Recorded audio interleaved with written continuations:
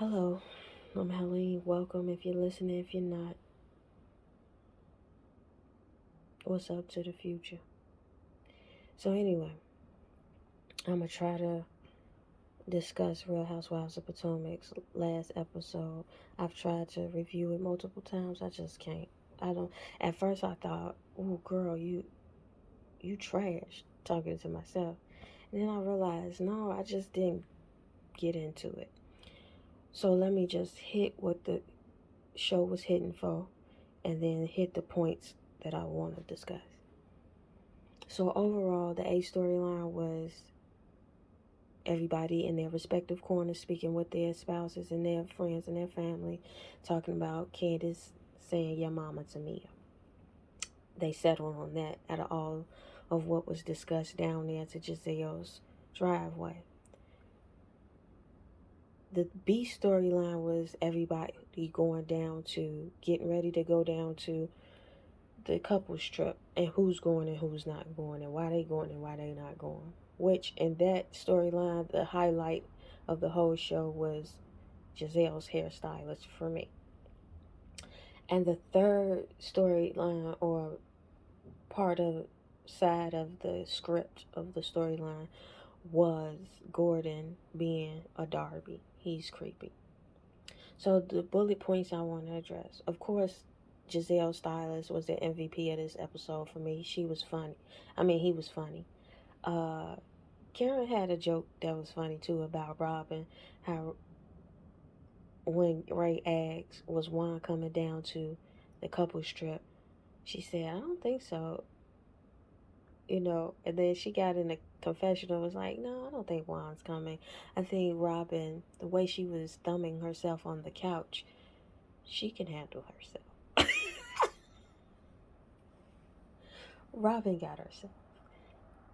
Anyway, that was funny. The highlights I wanted to address was Mia feeling like when Dr. Asafa addressed Mia and how Candace said your mama. I don't know. Is it me? I grew up with everybody saying your mama. Your mama wasn't a read like that unless it was a read like that. It was very generic. So when you threw your head back and said your mama to the next person, it wasn't. And if they wasn't reading for nothing, it didn't hit. I can see the only other person feeling the way for your mama read is probably Ashley. However, I wouldn't give a care, and I still don't give a care that she said your mama. I really feel like I want to apologize on behalf of Candace that she said your mama, because of all the reads you come up with, that was lazy and delayed, girl. You are too quick-witted to settle on the your mama. But I get her retort because she explained that your mama was in contrast to her, Mia, doing what she did with her mama or saying something about her mama first. Cool. And then that brings me to a point that Robin made. Like, I know a lot of people come for Candace and her mama, but she was out of line for coming for Mia and her mama, given the situation. No, given the situation with Candace and her mama, why do y'all feel like it's okay to come at her for about her mama and not in your very statement you contradicted yourself? I know we do X, but when X is done by so and so, it's not the same. Essentially, is what y'all was saying, what Robin was saying, which I thought was crazy. Mia feeling like Candace is spoiled for having a mother. Beloved, you don't know what spoiled is, because most of humanity, good, bad, or indifferent, has a mother who was present to some degree. Most of humanity. I mean, the majority of our species has a mother.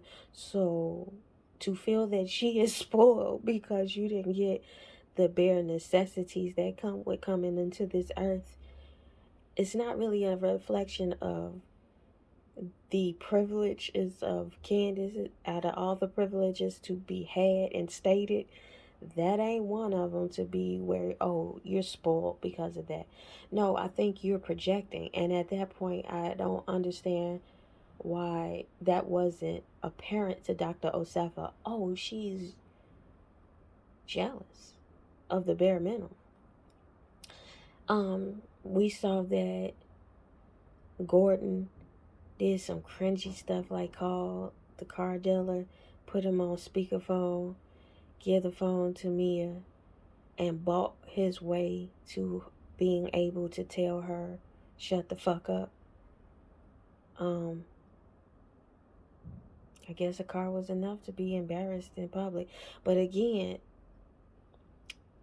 I don't think Mia breaks my heart. And that's another reason why I really couldn't do a review or reaction, because I don't like Mia, but Mia is a sad, like, I legit feel away, like feel sad for that person that is on my television screen, because I know y'all gonna be saying, oh, not Candace shaming the sex workers, because of course Candace is the villain in this franchise. So we gotta deflect from what we obviously see, and that is this woman is most obviously only valuing herself by proxy of what can be afforded to her. And she is allowing all types of behavior to be. And it's another thing. You get talked about in your face by your husband. I mean, your husband essentially was like, your mama joke wasn't that much. Wasn't nothing. It was hilarious. Then your husband shows that he can buy disrespecting you. And then you ought to. I felt like she had a Tisha moment down to the bar when she preempted Gordon. When Gordon was like, I'm a stripper connoisseur. And she goes, what did she say? And that's where he found me at the strip club. And Candace go, we know. Girl, I think you just preempted him saying that to like avoid feeling like your face was finna get cracked on some Tisha shit. Because you said you was a stripper before. Then you said no, you weren't a stripper. You were a waiter. Now you like, the discombobulation of your narrative is making me sad for her. I don't know. Should we take her seriously or should we grieve her life? She is too tragic for me to find her entertaining. And that's about it. The highlights of the show. And then they kept going on and on about Candace saying your mama. And then Candace kept roasting the dog shit out of Mia. She kept roasting. And it gave me like a Tyler Perry storyline where everybody's in on the information, but this one character isn't. So this one character is acting out of unawareness of having this information, and everybody is looking at this one character with the information, when this all could have been over if one of y'all take her to the side and tell her that Mia mama was a cluck. I wouldn't feel away either way if she knew the information or not, because Mia essentially poked the bear, and now when the bear want to stand on his hind parts, y'all want to call the Rangers. No, that's not how that works. You cannot antagonize me and then think that I'm going to, as Twitter said, not y'all wanting Candace to read with care. Bless your hearts. It's very weird. But that's all I got. I see the production of it. I see the detailed production of Real Housewives of Potomac.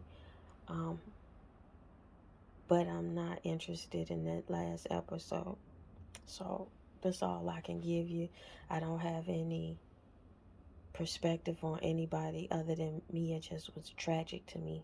The whole and not even for Candace reading. Just a tragic individual for me. And Robin, girl, your projection, bless your heart. Well, to the ethos, tell the future I said so.